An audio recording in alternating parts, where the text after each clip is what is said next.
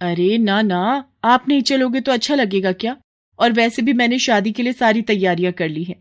आपके लिए और अपने लिए नए कपड़े भी खरीद लिए हैं। ये देखिए, शादी की हर रस्म के लिए अलग अलग कपड़े खरीदे हैं मैंने। तो शादी में तो जाना ही है हम दोनों को। तो फिर खेत खेत को कौन देखेगा? माँ जी है ना, वो रखवाली कर लेंगी खेत की। माँ? लेकिन वो कैसे? वो सारा दिन खेत पर करेंगी क्या? वही जो यहाँ घर पर करती हैं। खेत के कोने में जो एक छप्पर है, वही सारा इंतजाम कर देंगे। उनकी माता रानी की मूर्ति भी ले जाकर रख देंगे वहीं पर। वैसे भी माँ जी के नवरात्रि के व्रत चल रहे हैं, तो उनके खाने पीने की चिंता तो है नहीं। जैसे यहाँ रहने वाली थी, वैसे ही वहां रह लेंगी। साथ में खेत की रखवाली भी हो जाएगी। लेकिन क्या क्या ये ठीक रहेगा? बिल्कुल ठीक रहेगा जी। अब तुम ज्यादा मत सोचो, हमें कल ही निकलना है, तो ऐसा करो, आज शाम को ही माँ जी को जाकर वहां छोड़ाओ। भोला एक बार भी मंगला से उसकी मर्जी पूछता तक नहीं, और उसे उसके सामान के साथ खेत में छोड़ आता है। अच्छा माँ, चलता हूं। तुम आराम से रहना और हम एक हफ्ते में लौट आएंगे। ठीक है? हाँ बेटा, अ, तू मेरी चिंता मत कर। जा, आराम से जाना, और बहू का भी ख्याल रखना। मंगला जानती थी कि अब उसे अपनी आगे की जिंदगी उसी छप्पर के नीचे बितानी थी, क्योंकि वो मीना के लिए सिर्फ एक बोझ थी, जिसे उसने खेत की रखवाली के बहाने उतार दिया था। इस सब के बाद भी मंगला दुखी नहीं थी, क्योंकि उसकी माता रानी तो अब भी उसके साथ ही थी। शेरा, कितने दिन हो गए धरती पर विचरण किए हुए। चलो, आज चलते हैं। माँ दुर्गा की बात मानकर उनका शेर अपना रूप बदलकर एक बालक का रूप धारण कर लेता है, और माँ दुर्गा स्वयं उसकी माता का स्वरूप लेकर धरती पर आती है। वो शेरा के साथ मंगला के गांव में ही आती हैं। चलते चलते वे दोनों भोला के खेत के पास रुकते हैं, जहां मंगला अपने छप्पर के नीचे माँ दुर्गा की भक्ति में लीन थी। माते, ये तो मंगला है। इतनी तेज धूप में ये यहां क्या कर रही है? हाँ शेरा, ये मंगला ही है। इसे इसके बेटे बहू ने यहाँ बेसहारा छोड़ दिया है। ओह, ये तो बिल्कुल अच्छा नहीं किया उन्होंने। माते, अब तो आपको इसकी मदद करनी ही चाहिए।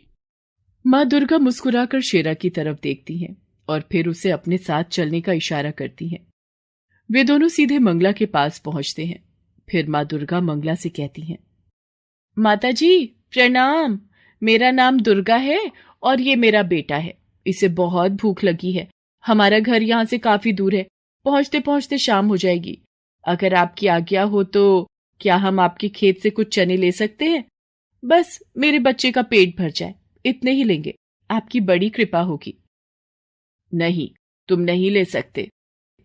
क्या कहा? हम नहीं ले सकते? लेकिन लेकिन मुझे बहुत भूख लगी है। बस थोड़े से दे दीजिए ना।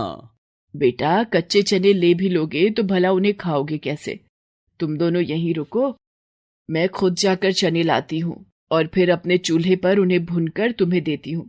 फिर देखना क्या स्वाद आता है। मंगला उन दोनों को वहीं बिठाकर खुद चने लेने के लिए खेत में चली जाती है, और अपनी झोली में ढेर सारे चने लेकर वापस लौटती है। आप रहने दीजिए, अब इन्हें भूनिए मत। मेरा बेटा ऐसे ही खा लेगा। कमाल करती हो बेटी, ऐसे कैसे खा लेगा कच्चे चने? मैंने कहा ना, तुम बस कुछ देर रुको। बेटी, मुझ बुढ़िया के पास और तो कुछ है नहीं। बस जो कर सकती हूँ वो तो करने दो, मुझे अच्छा लगेगा। वैसे भी माता रानी के नवरात्रे चल रहे हैं, और पता नहीं मैं कंजक पूजन कर भी पाऊंगी या नहीं।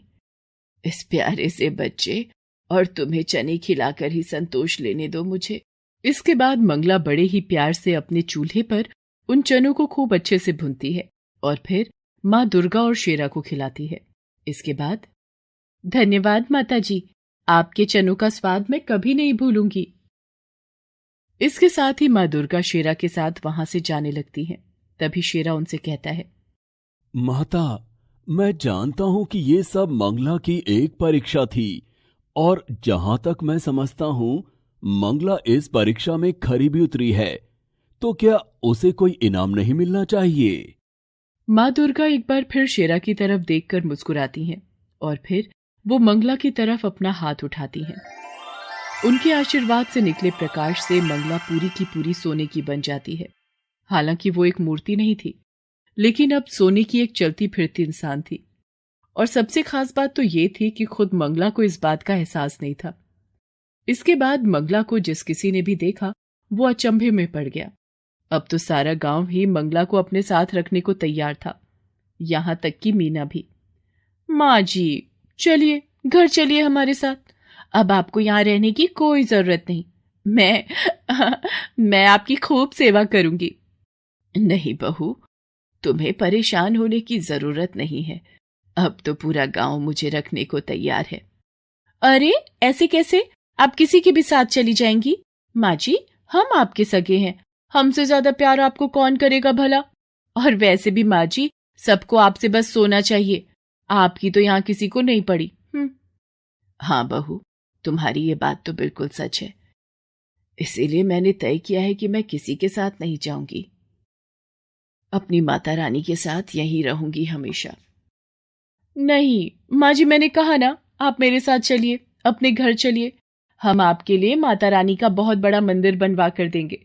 आप सारा दिन माता रानी की पूजा करना और अब से हर नवरात्रि हम माता रानी के नाम से जागरण भी करवाएंगे। नहीं बहू, अब इस सब की जरूरत नहीं है। इतना कहकर मंगला माता रानी के चरणों में अपना सिर रखती है और अगले ही क्षण वो अपने प्राण त्याग देती है। ऐसा लग रहा था मानो उसने माता रानी के चरणों में ही मोक्ष को प्राप्त कर लिया था। मंगला को जो चाहिए था वो उसे मिल गया था, लेकिन मीना को नहीं, क्योंकि ना तो अब मंगला सोने की थी और ना ही मीना के किसी काम की।